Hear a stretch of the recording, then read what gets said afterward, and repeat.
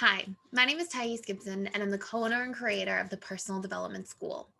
This is your daily breakthrough video, and in this video, I'm going to talk to you a little bit about the fear of rejection as it relates to a dismissive avoidant.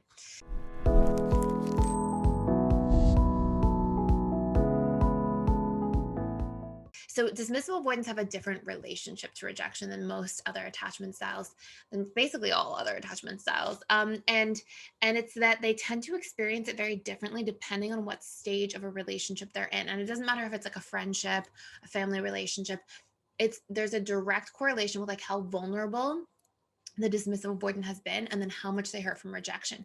So what we'll often see, for example, is like in early stages, the dating phase of a relationship, or even if it's like of a friendship, just starting to get to know somebody, vetting them, if the person rejects them, they can be like mildly affected or almost unaffected.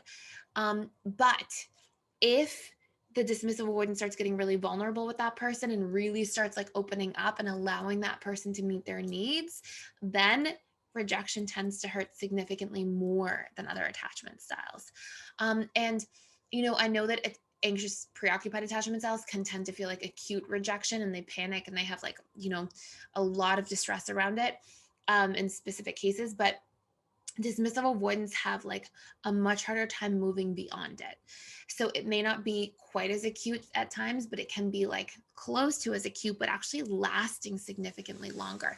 And I'm going to explain to you a little bit about like how this happens, where this comes from, and what's really going on.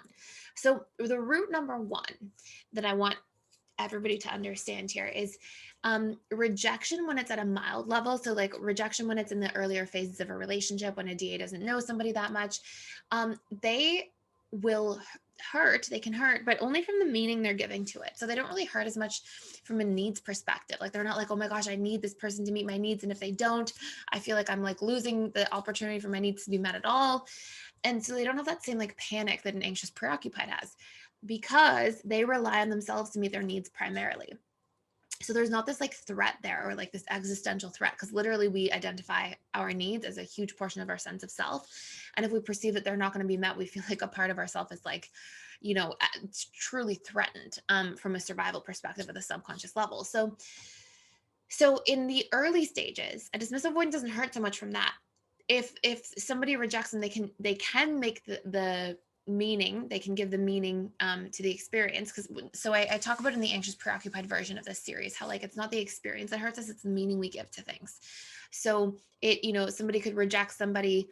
If a child, like if a little kid, for example, rejects you who's 3 years old, 4 years old, you're going to be like, oh, haha, like this is cute. They're a cute little kid. You're not personalizing it because you're not really giving it any painful meaning. You're like, oh, the little 3-year-old's having a bad day, you know? But, when we make something mean, oh my goodness, if it's a mentor or somebody you look up to or you really admire and they reject you, it hurts you differently. And it's because you give different meaning to that situation. So dismissive avoidance, their primary form of meaning that they can give to rejection is, oh, something's wrong with me. I am defective. It's such a big core wound and it comes with a lot of shame. And it's such a big thing that dismissive avoidants feel quite often. So that can be painful if they do give that meaning, which can be fairly habitual. They're more likely to give that meaning if they get rejected in front of a group of people. And they tend to have this big fear of like being publicly shamed, things like that, because it's so prevalent to their core, like such a big core wound they adopted from early childhood. And that basically comes as a byproduct of emotional neglect. So that's like the one stage. Now, the other stage, and this is more rare, but it does absolutely happen, is if a dismissive avoidant starts to learn to rely on others, they start becoming maybe more secure, they start opening up, and they start to rely on other people to meet their needs. Actually, let me backtrack. Let's say they didn't become much more secure. They just learned to trust somebody. Maybe they were with somebody more secure. So they're not like healing their internal world at the same time. They just have like become, you met somebody who does meet their needs and they're starting to like trust and open just as it relates to that person, but to the exclusion of doing the internal work. What can happen is because it's so rare for them to be able to rely on somebody else to meet their needs. And when they start opening up and trusting and communicating and sharing their needs, then if that person rejects them, it's not the same experience as like an anxious preoccupied. They will feel like very hurt and anxious preoccupied they can feel the panic of like the existential threat because that person's not meeting their needs. But anxious preoccupied attachment styles know inherently at a subconscious level that they can go find other people to meet their needs. Dismissive avoidants have a deeply wired unconscious fear of abandonment, not subconscious, not something we can retrieve and notice, something that's deeply unconscious. It's buried so deep, it's almost impossible to retrieve or bring up. I see a lot of DAs when they're doing a lot of work, they start to be aware of that fear of abandonment. And that comes from being emotionally neglected in childhood. And so that abandonment is there, but it's just presumed and then coped with all the time. And that becomes part of the DA's personality. So if they let somebody in and then that person leaves, it seems to confirm their deepest, most, deeply buried core wound, as well as they have this belief at the background that says, well, I can't, there's nobody else out there to meet my needs. It's only me. That was a one special person. Whereas other attachment styles don't feel like that. So it can actually be significantly more difficult for a dismissive avoidant to get over being rejected if it's in a later stage of a relationship.